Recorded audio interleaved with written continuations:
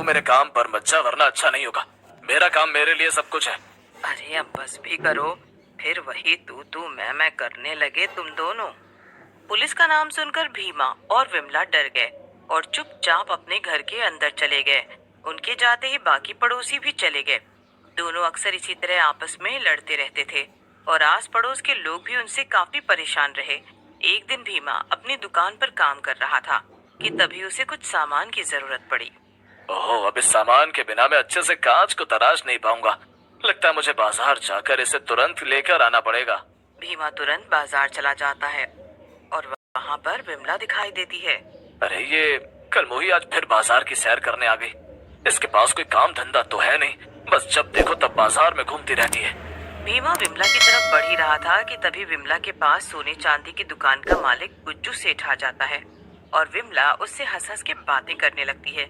ये देख भीमा का खून खौल जाता है। ओह, तो ये बात है, इसीलिए बाजार के इतने चक्कर काटे जा रहे थे। ये विमला रोज रोज इस गुज्जू सेठ से मिलने के लिए बाजार आती है।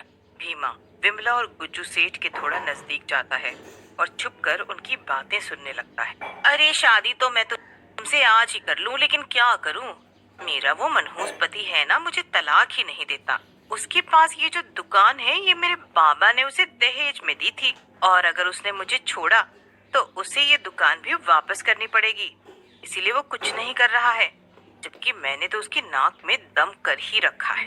अरे तो जाने दो ना उस सड़ी सी दुकान को, उसे मिलती है तो मिलने दो, कम से कम तुम्हें तलाक तो मिल जाएगा ना। अरे ऐसे कैसे? मैं उस मनहूस को कुछ भी नहीं मिलने दूंगी।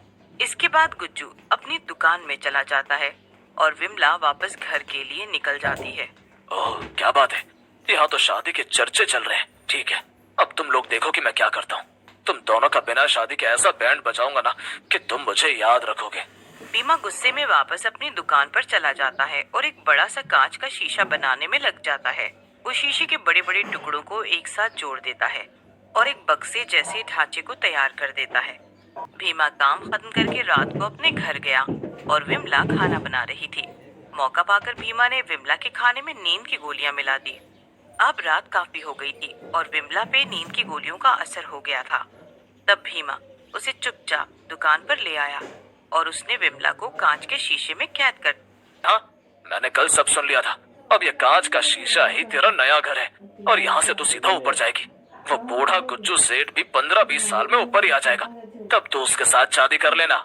ये तो क्या बोल रहा है? क्या तू मुझे मार डालेगा?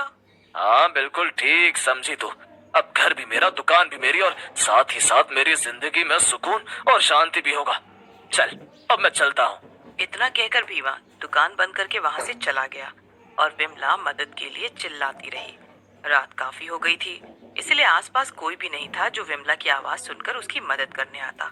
थोड़ी ही देर में दम घुटने के कारण विमला की मौत हो गई और वो एक चुड़ैल में बदल गई।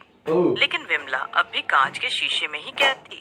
एक बार ये भीमा मेरे हाथ आ जाए, मैं इसे नहीं छोड़ूंगी। इसकी वजह से मैं भरी जवानी में चुड़ैल बन गई और अभी भी इस शीशे में ही कैद हूँ। कई दिन बीत जाते हैं लेकिन भीमा दुकान पर आता ही नहीं है और एक रात को शीशे में कैद चुड़ैल जोर जोर से चिल्ला रही थी।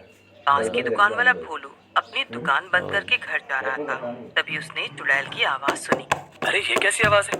ये तो भीमा भाई की दुकान से आ रही है। ओहो, और बड़ी ही डरावनी आवाजें हैं। क्या करूं, जाकर देखूं या नहीं? भोलू अपने मन को समझा नहीं पाया और धीरे से भीमा की दुकान के पास गया। आवाज और तेज हो गई तो भोलू ने भीमा की दुकान का ताला तोड़ दिया और अंदर घुस गया। अंदर जाते ही उसने शीशे में कैद चुड़ैल को देखा और डर के मारे कांपने लगा। भोलू भैया, मुझे बचाओ, भोलू भैया। क्या भैया? अरे चुड़ैल, मैं कोई तेरा भैया भैया नहीं हूँ। अरे पर एक मिनट, तुझे कैसे पता कि मेरा नाम भोलू है? क्योंकि मैं विमला हूँ भोलू भैया। क्या विमला? तू चुड़ैल बन गई? लेकिन वो भीमा तो कह रहा था कि तू घर से सारे गहने जेवर और पैसे लेकर कहीं भाग गई है। भोलू की बात सुनकर विमला चुड़ैल को बहुत गुस्सा आता है। ये सब झूठ है। उस पागल आदमी ने मुझे इस कांच के शीशे में कैद कर दिया है ताकि मैं तड़प तड़प कर मर जाऊं और वो मुझसे छुटकारा पा सके। और अब सारे गांव में झूठी अफवाह फैला रहा है। मुझे इस शीशे से आजाद कर दो ताकि मैं जाकर उस भीमा से बदला ले सकूं। भोलू चुड़ैल को शीशे से बाहर निकाल देता है और चुड़ैल सीधा भीमा को ढूंढने निकल जाती है। जैसे ही विमला चुड़ैल घर पहुंचती है तो वो देखती है कि भीमा घर पर नहीं था और वहाँ ताला लगा हुआ था। ये भीमा कहाँ गया? अब मैं इसे कहाँ ढूंढूं? तभी कुछ लोग वहाँ रास्ते से गुजरने लगते हैं। वो आपस में कुछ बातें कर रहे थे। चुड़ैल ध्यान से उनकी बातें सुनने लगती है। वो एक आदमी और औरत थे। वाकई में विमला ने भीमा भैया के साथ बड़ा गलत किया था, पर अच्छा है आज भीमा भैया किसी और से शादी कर रहे हैं। अब उनकी जिंदगी में सुकून होगा। दोनों जल्दी से चलने लगते हैं। ये सुनकर विमला का गुस्सा बहुत ज्यादा बढ़ जाता है और वो उन दोनों का पीछा करके वहाँ पहुँच जाती है जहाँ भीमा की शादी हो रही थी। विमला जल्दी से स्टेज के पास जाती है और भीमा का गला दबाने लगती है। क्यों भीमा के बच्चे, मुझे मार कर अब तू दूसरी शादी कर रहा है? यही नहीं, पूरे गांव में तूने क्या खबर फैलाई कि मैं गहने लेकर भाग गई? रुक, अभी तुझे बताती हूँ मैं। बचाओ बचाओ, कोई बचाओ। अरे मैं तो कहता हूँ निकलो यहाँ से, ये इनका आपस का मामला है, इसमें पड़े तो हम भी मारे जाएंगे। कोई भी भीमा को बचाने नहीं आता।